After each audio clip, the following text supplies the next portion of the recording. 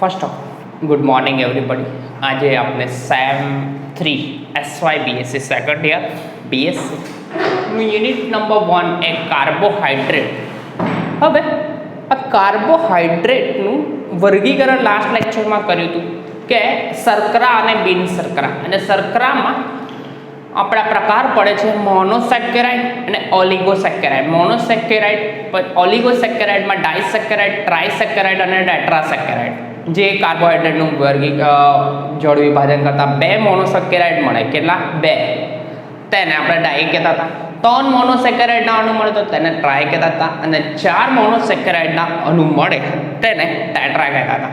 ત્યાર પછી ઓલિગોસેકેરાઇડની વાત પતી. ત્યાર પછી પોલિસેકેરાઇડ, એને બિન શર્કરા કહેવાતા. બિન શર્કરા એટલે કે સ્વાદમાં ગળ્યા લાગે નહીં, અને એનું જળ એમાં પાણીમાં કેવા હોય? અદ્રાવ્ય હોય કે અલ્પ દ્રાવ્ય હોય.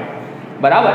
તો એમાં આપણે પોલિસેકેરાઇડનું પણ ઉદાહરણ જોયું હતું. હવે જોવાનું છે આગળનો ટોપિક કે મોનોસેકેરાઇડનું વર્ગીકરણ. તો મોનોસેકેરાઇડનું વર્ગીકરણ બે પ્રકારે થાય. ક્વેશ્ચન લખું છું. મોનોસેકેરાઇડનું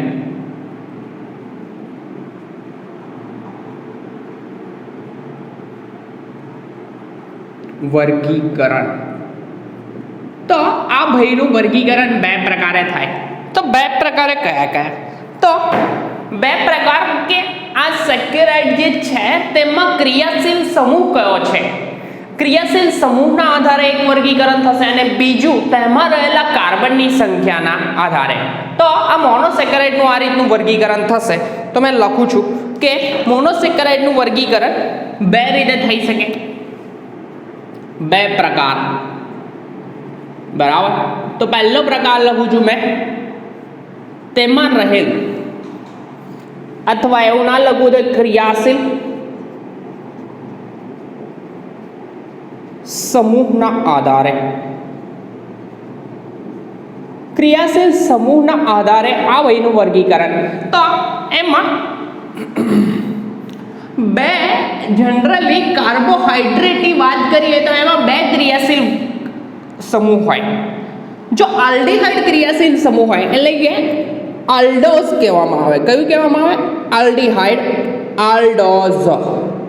તો આલ્ડીહાઇડ ક્રિયા સમૂહ હોય. કયો? આલ્ડીહાઇડ. ગ્રુપ હોય CHO.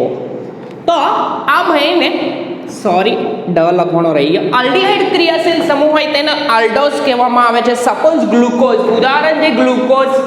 તો ગ્લુકોઝમાં કયો ક્રિયાશીલ સમૂહ હોય? આલ્ડીહાઇડ. કયો? Aldehyde, glucose. બરાબર. તો ઉદાહરણ છે ગ્લુકોઝ. આ પહેલું દઉં, એમાં રહેલા ક્રિયાશીલ સમૂહના આધારે વર્ગીકરણ. તો આલ્ડીહાઇડ સમૂહ હોય તો આ ભાઈને આલ્ડોઝ નામથી ઓળખવામાં આવે છે. આ અંડરલાઈન કરવા જેવી બાબત છે કે આલ્ડીહાઇડ ક્રિયાશીલ સમૂહ હોય તો આ ભાઈને કહેવાશે આલ્ડોઝ. ત્યાર પછી બીજો ક્રિયાશીલ સમૂહ હોય કીટોન. કયો? કીટોન. કીટોન ક્રિયાશીલ સમૂહ એટલે કે C+O. આ બે સંયોજકતા તો કોઈ R ગ્રુપ લાગેલા હોય એટલે કે જરૂરી છે ગ્રુપ લગાવવા, તો કીટોન બનશે.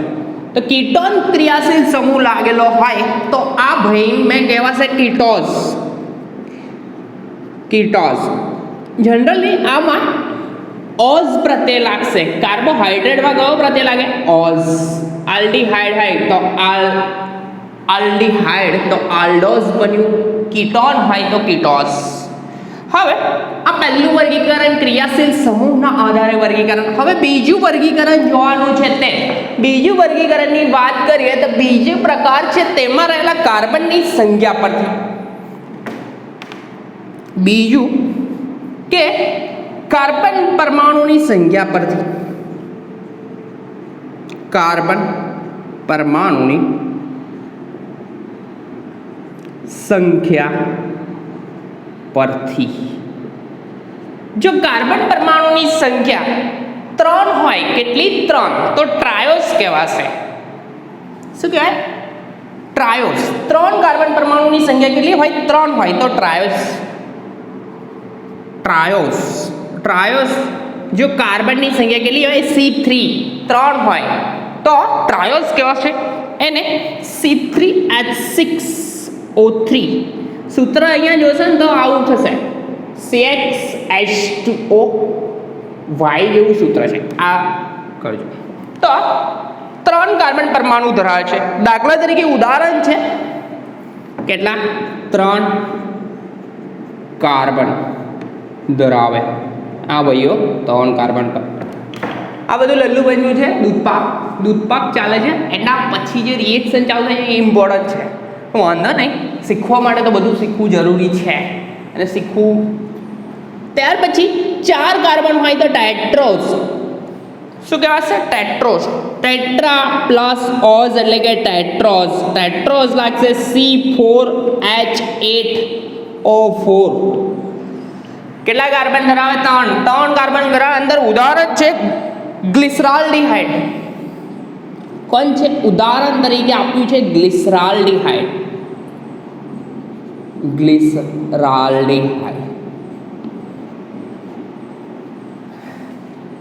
એક સેકન્ડ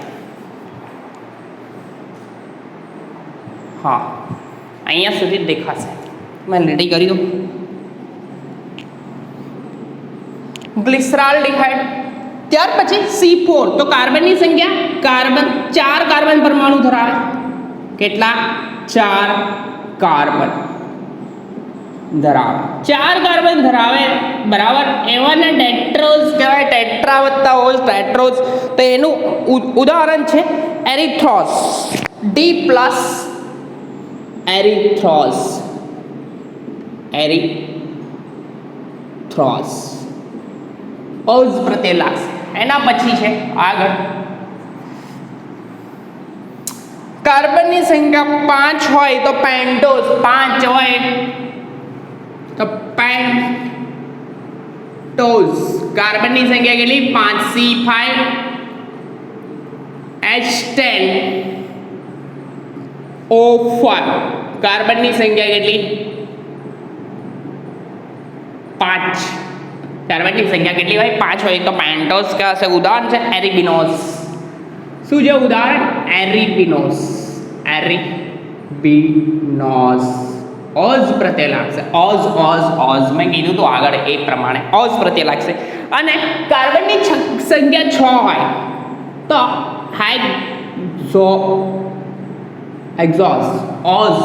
ઓઝ બરાબર હેક્ઝોસ લગાવશે કાર્બન કેટલા 6 H ડબલ ઓક્સિજન કાર્બન જેટલા જ કાર્બનની સંખ્યા કેટલી 6 ઉદાહરણ છે ગ્લુકોઝમાં આટલા જ હોય C6H12O6 બરાબર તો આ રીતે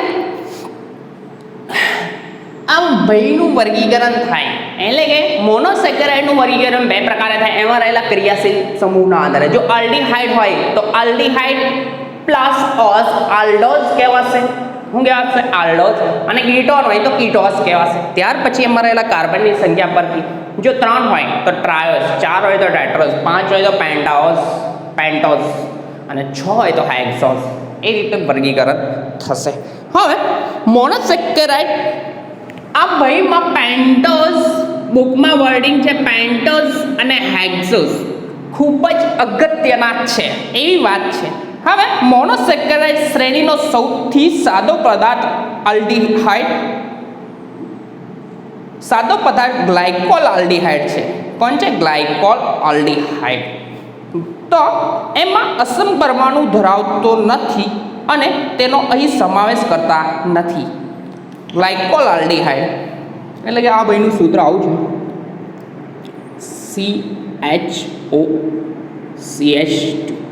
CHOCH2OH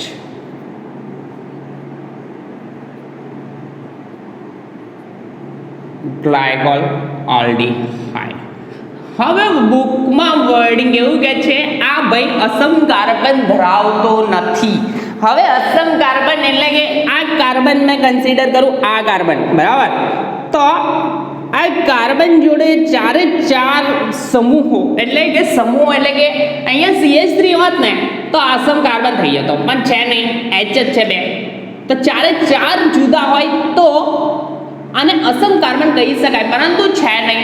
તો ગ્લાયકોલ આલ્ડીહાઇડ આ એકદમ સાદામાં સાદો મોનોસેકેરાઇડ છે, પરંતુ આને શું કહેવાય, આ શ્રેણીમાં એનો સમાવેશ કરવામાં આવતો નથી. શર્કરા સામાન્ય રીતે પ્રકાશ ક્રિયાશીલ આલ્ડીહાઇડ અથવા કીટોન છે. એટલે આગળ વાત કરી હતી શર્કરાની. આ ભાઈઓ પ્રકાશ ક્રિયાશીલ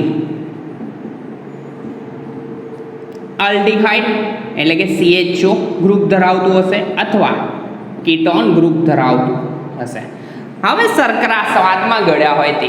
હવે પ્રકાશ ક્રિયાશીલની વાત કરીએ. પ્રકાશ ક્રિયાશીલ, તો પ્રકાશ ક્રિયાશીલતાની વાત કરીએ તો એકદમ સિમ્પલ વસ્તુ છે કે જે ધ્રુવીભૂત પ્રકાશ એ જુદી જુદી દિશામાં હોય. 12માં ભણાવશો, આ ચેપ્ટર આવતું હતું 14 જૈવિક અણુઓ, બરાબર. જૈવિક અણુઓમાં આ બેનું ડિસ્કશન આવતું હતું. આ જ વસ્તુ આવતી હતી પ્રકાશ ક્રિયાશીલતાની. તો ધ્રુવીભૂત પ્રકાશ એટલે કે બધી દિશામાં હોય એને એક સીધી દિશામાં કરવામાં આવે અને પોલારીમીટર નામના સાધનમાંથી પસાર કરવામાં આવે. કન્ડિશન એપ્લાય, આ જે પદાર્થ હોય, આ સપોઝ આનું આ પ્રકાશ ક્રિયાશીલ છે કે નહીં એ ચેક કરવું હોય તો એનું સોલ્યુશન બનાવવાનું અને પોલારીમીટરના સાધનમાં નાખવાનું. હવે એ પ્રકાશ ક્રિયાશીલ પદાર્થ એટલે કે જે એ ધ્રુવીભૂત પ્રકાશ જે એક સીધી લીટીમાં જતા હોય એનું ડાબી અથવા જમણી બાજુ કોણાવર્તન કરાવે.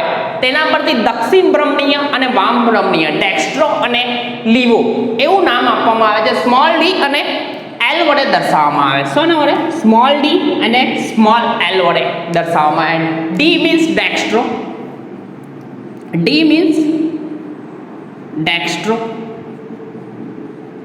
and L means Livo.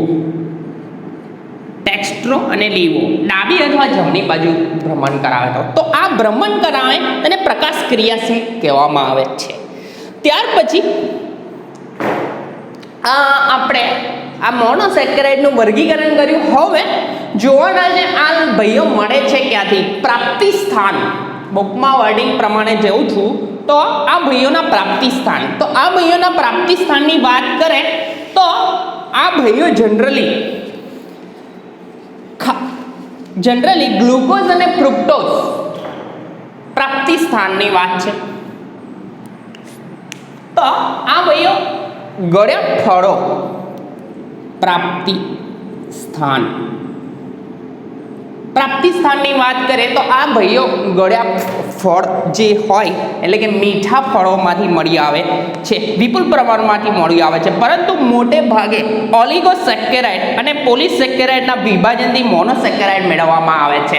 એટલે કે મોનોસેકેરાઇડ તરીકે આપણા સાદામાં સાદો અણુ C6H12O6 ની વાત કરીએ. આ ભૂસું મોનોસેકેરાઇડનું વર્ગીકરણ કમ્પ્લીટ ખબર પડી જશે, બરાબર છે. તો જનરલી આ ભાઈના પ્રાપ્તિ સ્થાન, મેં તો અહીંયા પ્રાપ્તિ સ્થાન નથી લખતો. તો આ ભાઈઓ જનરલી મળે ક્યાંથી? ગળ્યા પદાર્થો એટલે કે મીઠા ફળોમાંથી મળે, કાં તો શર્કરાની વાત છે મોનોસેકેરાઇડ. અને ઓલિગોસેકેરાઇડના જળ વિભાજન કરવામાં આવે તો મોનોસેકેરાઇડ મળે છે. તો આ ભાઈઓ ઓલિગોસેકેરાઇડ અને પોલિસેકેરાઇડના જળ વિભાજનમાંથી મેળવવામાં આવે છે. કોની વાત? મોનોસેકેરાઇડનું આપણે વર્ગીકરણ જોતા હતા, બરાબર. ઉપરાંત બીજા કાર્બનિક પદાર્થો જેવા કે આલ્કોહોલ, ફિનોલ વગેરે આપે છે. એટલે કે આ લોકોનું જળ વિભાજન કરીએ તો મોનોસેકેરાઇડ એટલે કે પ્રાપ્તિ સ્થાન લખું છું. આમ એટલું બધું ઇમ્પોર્ટન્ટ નહીં. મીઠા ફળોમાંથી મળે અથવા ઓલિગોસેકેરાઇડ એટલે કે ઓલિગો એટલે કે ડાઇસેકેરાઇડ, ટ્રાઇસેકેરાઇડ અને પોલિસેકેરાઇડ. આ બંનેનું ઓલિગોસેકેરાઇડ અને પોલિસેકેરાઇડનું શું કરવામાં આવે? જળ વિભાજન કરવામાં આવે તો આપણને મોનોસેકેરાઇડ મળે. શું મળે? મોનોસેકેરાઇડ. ઉપરાંત બીજી વસ્તુઓ મળે તે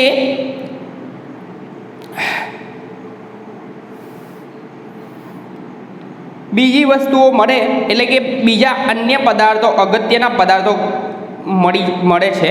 તો મોનોસેકેરાઇડના પ્રાપ્તિ માટે બીજા અગત્યના પ્રબંધો ગ્લાયકોસાઇડ, જેના જલ વિભાજનથી મોનોસેકેરાઇડ મળે છે. ગ્લાયકોસાઇડ, હવે આ ગ્લાયકોસાઇડ એના જળ વિભાજનથી પણ મેળવવામાં આવે છે. અને કાર્બનિક પદાર્થો જેવા કે આલ્કોહોલ, ફિનોલ વગેરે આપે છે અને ગ્લાયકોસાઇડ કુદરતમાંથી વિપુલ પ્રમાણમાંથી મળી આવે છે. એટલે કે આ ગ્લાયકોસાઇડમાંથી મેળવવામાં આવે તો બીજા પદાર્થો આલ્કોહોલ ને ફિનોલ આ પણ મળે છે. આ મોનોસેકેરાઇડના પ્રાપ્તિ સ્થાન થયા. હવે મોનોસેકેરાઇડના ગુણધર્મ શું છે? ગુણધર્મ કેવા ગુણધર્મ ધરાવે તે? તો મોનોસેકેરાઇડ ભાઈઓ સ્વાદમાં કેવા હોય છે? ગળ્યા હોય છે, પાણીમાં દ્રાવ્ય હોય છે અને તટસ્થ સ્ફટિકમય પદાર્થો હોય છે. એટલે કે સ્ફટિકમય હોય તો જ પાણીમાં દ્રાવ્ય હોય છે. આલ્કોહોલમાં અલ્પ દ્રાવ્ય અને ઈથર વગેરેમાં અદ્રાવ્ય છે. લઘુ છું આ ભાઈઓ કેવા? સ્ફટિકમય,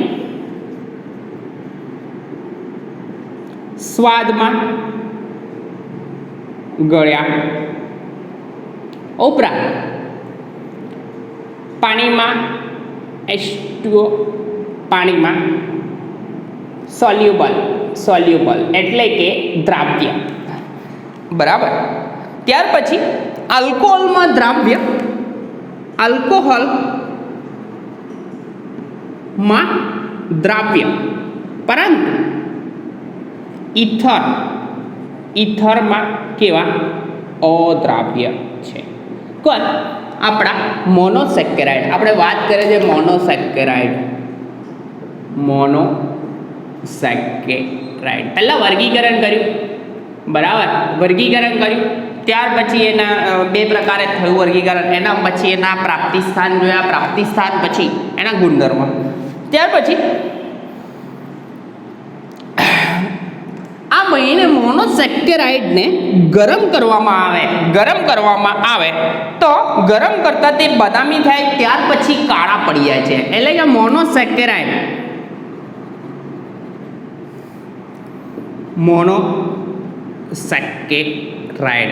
એને હીટ આપવામાં આવે તો પહેલાં બદામી રંગના થાય, બદામી ખબર જ છે, પછી કયા પડે? કાળા પડી જાય, એટલે કે બ્લેક થઈ જાય છે. અને બળેલી ખાંડ જેવી વાસ આપે છે. તેઓ વિશિષ્ટ પરિભ્રમણ ધરાવે છે. વિશિષ્ટ પરિભ્રમણ એટલે કે એનું મ્યુટા રોટેશન બી દર્શાવશે. શું દર્શાવે? વિશિષ્ટ પરિભ્રમણ, જેના પરથી પરિમાપક પૃથ્થકરણની રીત મળે છે. અને મોનોસેકેરાઇડ મ્યુટા રોટેશન આગળના લેક્ચરમાં ડિસ્કસ કરીશું. એટલે કે વિશિષ્ટ પરિભ્રમણ દર્શાવે તો આ ડેક્સ્ટ્રોને લીઓ જેવું જ આવશે. પોલારીમીટરના સાધનમાં જે રોટેશન કરાવે એટલે કે વિશિષ્ટ પરિભ્રમણ પણ કરાવશે. અને એક બીજી ઘટના મ્યુટા રોટેશન, કઈ? એકદમ મસ્ત મ્યુટા રોટેશન, બરાબર? ભણતા જશે એમ મજા આવે. આ ઘટનાઓ ધરાવે છે. હવે આ થયાના ગુણધર્મ. હવે જોવાના છે રાસાયણિક ગુણધર્મો.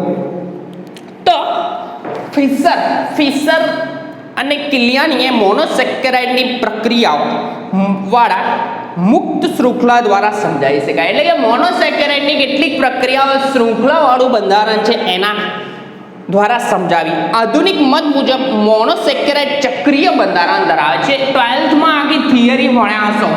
મારા જોડે જે લોકો ભણ્યા છે એ લોકોને મેં એક્સપ્લેન કરેલું છે, ખબર છે, ખૂબ સારી રીતે ભણેલા છો. તો આ આધુનિક મત મુજબ મોનોસેકેરાઇડ ચક્રીય સૂત્ર ધરાવે છે. કેટલીક રિએક્શનો કરાવી હતી, એના પરથી ફાઇન્ડ આઉટ થયું હતું કે એનું ચક્રીય બંધારણ જ ધરાવે છે. પરંતુ સામાન્ય પ્રક્રિયા દર્શાવતા મુક્ત શૃંખલાના સૂત્રનો ઉપયોગ સુગમ થઈ પડે છે. એટલે કે ઇઝી પડે છે. સીધી ચેઇનવાળું જે શૃંખલા છે મોનોસેકેરાઇડનું એ ઇમ્પોર્ટન્ટ છે. તો આપણે જોવાની છે કે મોનોસેકેરાઇડની રાસાયણિક પ્રક્રિયાઓ. એમાં મોનોસેકેરાઇડ તરીકે આપણે પહેલાં આ મોનોસેકેરાઇડની રાસાયણિક પ્રક્રિયાઓ, કેમિકલ રિએક્શન, અહીંથી ઇમ્પોર્ટન્ટ વસ્તુઓ ચાલુ થાય છે. તો જોઈએ તો મોનોસેકેરાઇડની રાસાયણિક પ્રક્રિયામાં પહેલી રિએક્શન છે એટલે કે ગ્લુકોઝની રિએક્શન જોઈશું.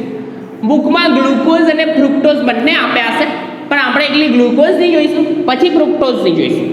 એ રીતના કરીશું. કે પહેલાં ગ્લુકોઝનું સ્ટ્રક્ચર શું છે એ તો ખબર હોવી જોઈએ. તો ગ્લુકોઝની રાસાયણિક પ્રક્રિયાઓ એ ડિસ્કશન કરવાનું છે. કાર્બોહાઈડ્રેટ બહુ ઇઝી વસ્તુ છે. ઇઝી એટલે બહુ સિમ્પલ વસ્તુ છે અને ટીવાયમાં પણ થર્ડ યરમાં બી આવશે ઓર્ગેનિકમાં આ કાર્બોહાઈડ્રેટ. બરાબર છે. તો બુકમાં એવું છે મોનોસેકેરાઇડની રાસાયણિક પ્રક્રિયા. મોનોસેકેરાઇડમાં સમાવેશ થાય ગ્લુકોઝનો પણ થાય અને ફ્રુક્ટોઝનો પણ થાય. તો મેં પહેલાં આપણે ચલાવીશ ગ્લુકોઝની રાસાયણિક પ્રક્રિયા, અલગ અલગ ચલાવીશ. ગ્લુકોઝની ક્વેશ્ચન, ગ્લુકોઝની રાસાયણિક એટલે વહીએ ફિશર અને કેલિયાને કહીએ જે હતું તે મુક્ત શૃંખલાવાળા બંધારણ સાથે પ્રક્રિયા કરાવો એવું કીધું હતું. કારણ કે એટલે આ ઇઝી પડે છે એટલા માટે આપણે મુક્ત શૃંખલાવાળા ગ્લુકોઝની રાસાયણિક પ્રક્રિયા. બરાબર છે. તો સમજાવો, લખવું હોય તો ચાલે, ના લખવું હોય તો બી ચાલશે. પહેલી રિએક્શન છે એસિટિલેશન. કઈ છે? એસિટિલેશન. એસિટિલેશન રિએક્શન. એસિડિલેશન રિએક્શનમાં આપણે ભાઈ યુઝ કરવાનો છે એસિડિક એનહાઇડ્રાઇડ. હવે સ્ટ્રક્ચર કોઈને ખબર છે, ના ખબર હોય તો જોઈ આવે, ઇઝી વસ્તુ છે. સ્ટ્રક્ચરમાં તો સમજાવું છું.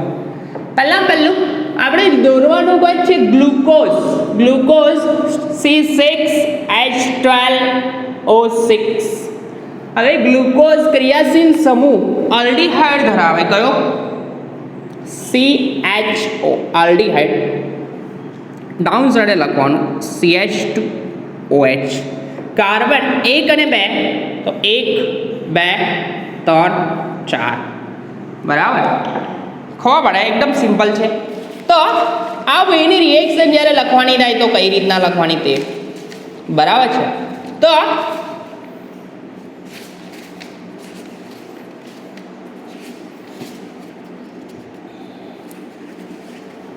સ્ટ્રક્ચર લખવાનું હોય તો કાર્બન તો જમણી OH પહેલા લખવાના, જમણી ડાબી જમણી, જમણી જમણી ડાબી જમણી. બાકી વધેલા જગ્યાએ શું મૂકવાના? Hydrogen hydrogen hydrogen hydrogen. આનું નામ લખવાનું D+ ગ્લુકોઝ. સિમ્પલ છે. 12માં આ વસ્તુ આવી ગયેલી છે, ભણ્યા હશો તો ખબર હશે. કરવાનું પહેલાં અપ સાઈડ CH લખી દેવાનો, નીચે CH2OH. બાકીના આ 4 કાર્બન પ્રકાશ ક્રિયા છે, અહીંયા સ્ટાર લગાવેલો હશે, એ બધું પછી ડિસ્કશન કરીશું આપણે. પણ આ અહીંયા 4 જગ્યાએ ક્રિયાશીલ સમૂહ RS નોમેનક્લેચર કરવું હોય તો પણ થાય, એ પછી કરવાનું. અમને એટલું બધું વિચારશો ના. તો આ ગ્લુકોઝ છે. હવે ગ્લુકોઝની રિએક્શન કરવાની એસિડિલેશન રિએક્શન. એસિડિલેશન રિએક્શનમાં આપણે યુઝ કરવાનો છે acidic anhydride. Acidic anhydride structure લખું છું CH3 C double bond O C double bond O અને CH3. આ રીતનું હશે. બરાબર. એમાં એસિડિક એનહાઇડ્રાઇડ સાથે પ્રક્રિયા નિર્જળ AlCl3 ઉદ્દીપકની હાજરીમાં. કોણ? નિર્જળ AlCl3. સોરી, નિર્જળ AlCl3 નહીં, નિર્જળ ઝાડન Cl2. નિર્જળ ઝાડન ઝિંક ક્લોરાઇડ ઉદ્દીપકની હાજરીમાં જ્યારે પ્રક્રિયા કરવામાં આવે, આ લખું મેં, આનું નામ એસિડિક એનહાઇડ્રાઇડ. એસિડિક એનહાઇડ્રાઇડ સાથે આ પહેલી રિએક્શન થાય હાઇડ્રાઇડ.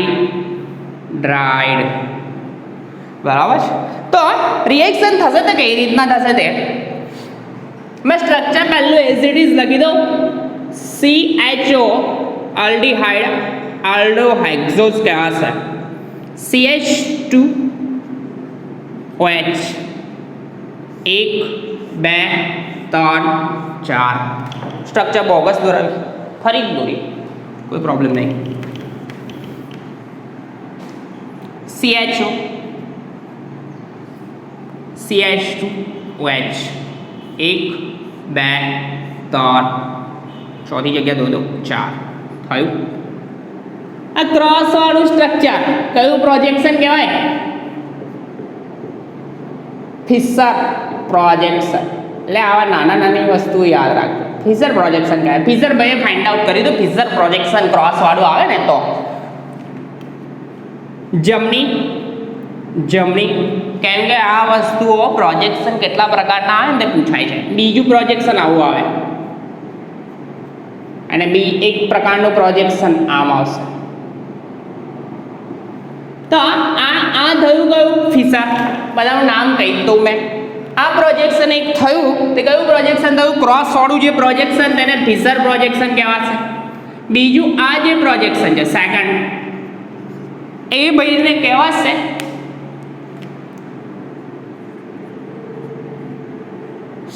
હોર્સ. HOR horse. આ ઘોડા જેવું દેખાય, હોર્સ પ્રોજેક્શન. બીજું સેકન્ડ વન. અને થર્ડ આવું આવે છે, આવું હોય કે આમ હોય, ખબર છે? આગળ પાછળ કાર્બન વાળું. તો આ ભાઈને કહેવાશે ન્યુમાન પ્રોજેક્શન. તો આ પ્રોજેક્શન 3 પ્રકારના હોય. કેરેસના પ્રોજેક્શન 3 પ્રકારમાં આવશે. તો આ ક્વેશ્ચન આવો પૂછાય છે ઇન્ટરવ્યૂમાં. જનરલી બેઠા હોય તો આવો ક્વેશ્ચન પૂછે, કારણ કે બીજું બધું તો એ ઇન્ટરવ્યુઅર બધું કેમેસ્ટ્રી એટલું બધું યાદ ના હોય. જે વસ્તુ હતી પણ કોમન આવું વસ્તુ પૂછી લે. જમણી ડાબી જમણી. હવે બાકીની જગ્યાએ બસ મૂકવાના હાઇડ્રોજન. આ સ્ટ્રક્ચરમાં એસિડિસ લખી દીધું. હવે ગ્લુકોઝની એસિટિક એનહાઇડ્રેટ સાથે ZnCl2 ઉદ્દીપકની હાજરીમાં રિએક્શન થાય તો બોન્ડિંગ બ્રેક થાય. અહીંયાથી બોન્ડ બ્રેક થાય, કાર્બન અને ઓક્સિજન વિદ્યુત ઋણતા ઓક્સિજનની વધારે મેળવે માઇનસ, આ ગુમાવે પ્લસ. હવે જેવો બોન્ડ તૂટે એટલે થશે કેવું? અહીંયા આ OH હોય, OH બોન્ડિંગ બ્રેક કરો, ઓક્સિજન મેળવે માઇનસ, હાઇડ્રોજન ગુમાવે પ્લસ. તો આ H પ્લસ, આ CH3COO CH3 C double bond છે, C double bond OH acidic acid by product તરીકે મળશે અને અહીંયા લાગશે OCOCH3 લાગશે. એક જગ્યાએ લાગ્યો. હવે આમાં 5 મોલ રિએક્ટ થશે. રિએક્ટ કેમ કે જેટલા OH ની સંખ્યા જેટલી છે એટલા રિએક્ટ થશે. એસિટેટ ગ્રુપ OCOCH3 ગ્રુપ મળ્યું. હવે અહીંયા જોયો આ બીજો, અહીંયા આ OH કઈ છે? આ દેખાય છે. આ ભાઈ OH નથી, આ ગ્રુપ કયું છે? C ડબલ બોન્ડ OH આવું છે. એટલે ત્યાં તો રિએક્ટ થાય નહીં. અહીંયા લખવામાં થોડી તકલીફ પડશે. આ O માઇનસ આ બોન્ડિંગ તૂટશે, O માઇનસ H પ્લસ. હવે અહીંયા ફરીથી આના જોડે બીજો લાગશે એટલે કે 5 મોલ એસિડિક એસિડના છૂટા પડશે. તો આ CH3COOH એટલે કે H જોડાઈને એસિડિક એસિડ આપશે અને O પછી અહીંયા આપશે COCH3 બીજો થયો. અહીંયા ત્રીજી જગ્યાએ OH નું બોન્ડિંગ બ્રેક થાય બંને ઇલેક્ટ્રોન ઓક્સિજન મેળવે માઇનસ, હાઇડ્રોજન ગુમાવે પ્લસ. તો એનું બોન્ડિંગ બ્રેક થાય. તો બોન્ડિંગ બ્રેક થાય એટલે કે આ રીતનું હતો એસિડિક એનહાઇડ્રેટ. તો બોન્ડ બ્રેક થાય, ઓક્સિજન મેળવે માઇનસ, આ ગુમાવે પ્લસ. તો માઇનસ વાળા જોડે H પ્લસ એટેચ થાય અને બીજો એસિડિક એસિડનો અણુ આવશે. આવા કેટલા થયા? 3 થશે. પહેલો, બીજો, આ ત્રીજો. ત્રીજો થયો, 3 છૂટા પડ્યા અને અહીંયા લાગશે OCOCH3. બરાબર? આ ટર્મમાં લખો તો બી વાંધો નહીં, પણ ઈઝી પડે એટલા માટે આવું લખવાનું. બરાબર? ત્યાર પછી ચોથો, અહીંની બોન્ડિંગ બ્રેક થાય OH નું, બોન્ડિંગ બ્રેક થાય, ઓક્સિજન મેળવે માઇનસ, હાઇડ્રોજન ગુમાવે પ્લસ. તો ફરીથી H પ્લસ કોના જોડે એટેચ થાય? અહીંયા. તો ચોથો મોલ આવશે. તો CH3CH4 થયા અને માઇનસ જોડે કોણ એટેચ થાય? Plus OCOCH3. ત્યાર પછી છેલ્લું છે આ BOH એટલે કે આ OH નું બોન્ડિંગ બ્રેક થાય બરાબર, તો ઓ જોડે કોણ લાગશે? ઓ CO CH3 અને 5 મોલ એસિડિક એસિડના છૂટા પડશે. કેટલા? 5 મોલ. અહીંયા પછી ફાઇનલી નીચે લખવાનું કે ગ્લુકોઝની રાસાયણિક પ્રક્રિયા કાર્બોહાઈડ્રેટમાં અહીંયા ગ્લુકોઝ પેન્ટા એસિટેટ આપશે. અહીંયા કોણ આપશે? દેખાય છે અંદર?